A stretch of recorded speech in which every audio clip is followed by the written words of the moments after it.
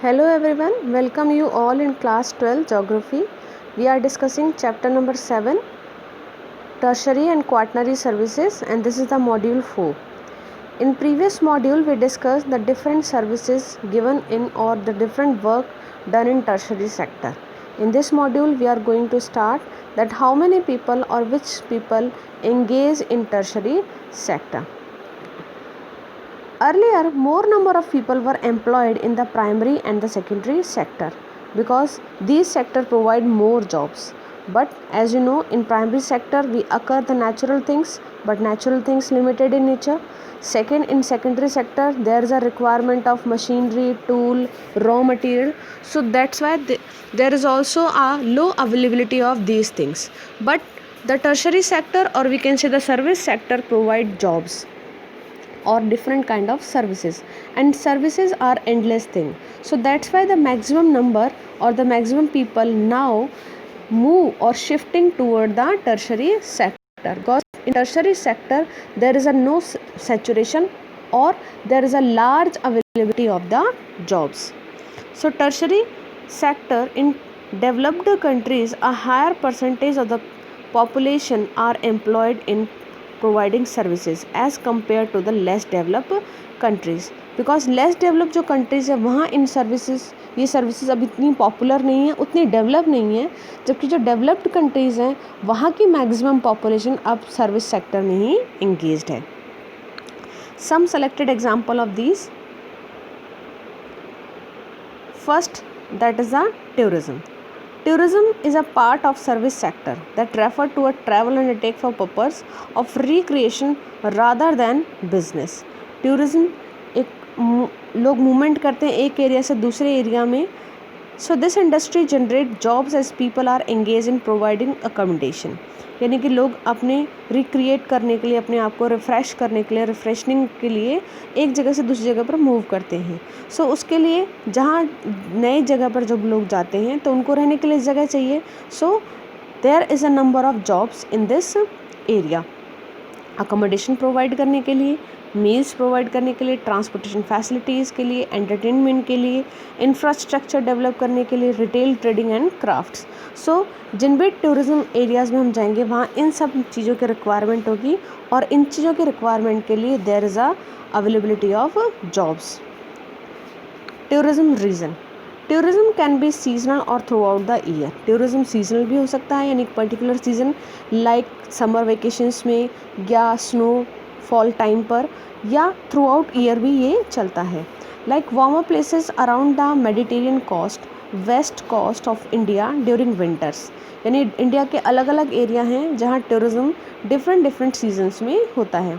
Like coastal area में winter के time पर होगा क्योंकि समर में रेनफॉल के टाइम पर नहीं होगा, जबकि माउंटेनियस एरिया में समर के टाइम पर होगा क्योंकि विंटर के टाइम पर वहाँ पर स्नो कवर्ड होगा. So there are different area for the tourist and in different season.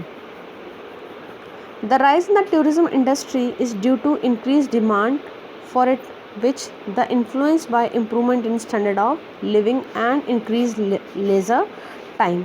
Tourist industry में इतनी डिमांड क्यों आई है? क्योंकि पर कैपिटा इनकम इंक्रीज़ हुआ है, लोगों का लिविंग स्टैंडर्ड ऊंचा हुआ है, और उसकी वजह से वो अब इन टूरिज़्म को अफोर्ड कर पा रहे हैं, यानी इन एक्सपेंसेस को अफोर्ड कर पा रहे हैं.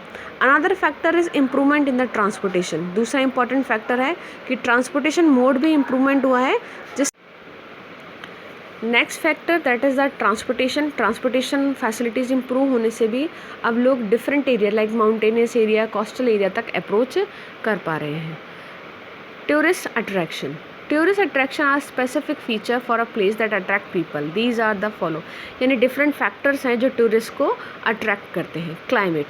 In winter holiday area having warm sunny weather is preferred like beaches in southern Europe, so it attract more number of tourists there.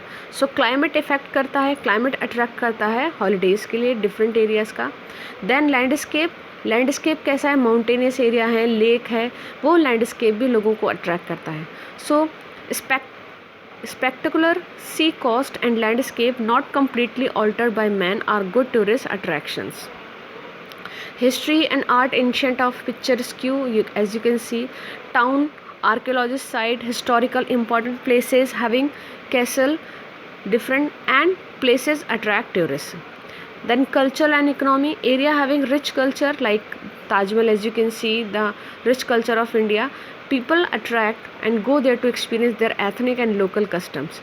Places giving economic benefit are also attractions such as cheap homestay in Goa, Madkere and Kago in Karnataka.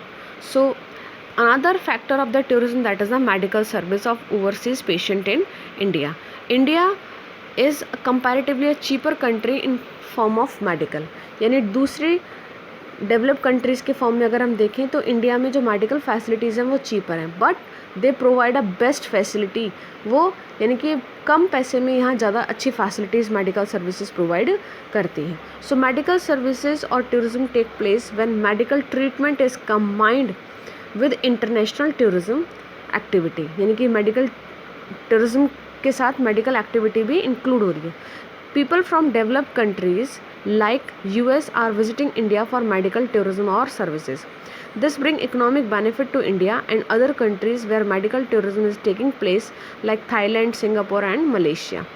Other medical related activities such as outsourcing of medical tests, data interpretation, reading radiology images, interpretation magnetic MRI and ultrasound tests are taking place in India, Australia and Switzerland. यानी develop countries के लोग यहाँ medical treatment के लिए आते हैं, जिससे India को एक डबल बेनिफिट होते हैं. एक तो इन लोगों के आने से जो नंबर ऑफ़ सर्विसेज इंप्रूव होती हैं, नंबर ऑफ़ सर्विसेज इंक्रीज़ होती हैं, प्लस हमें फॉरेन एक्सचेंज, फॉरेन इनकम भी मिलती है.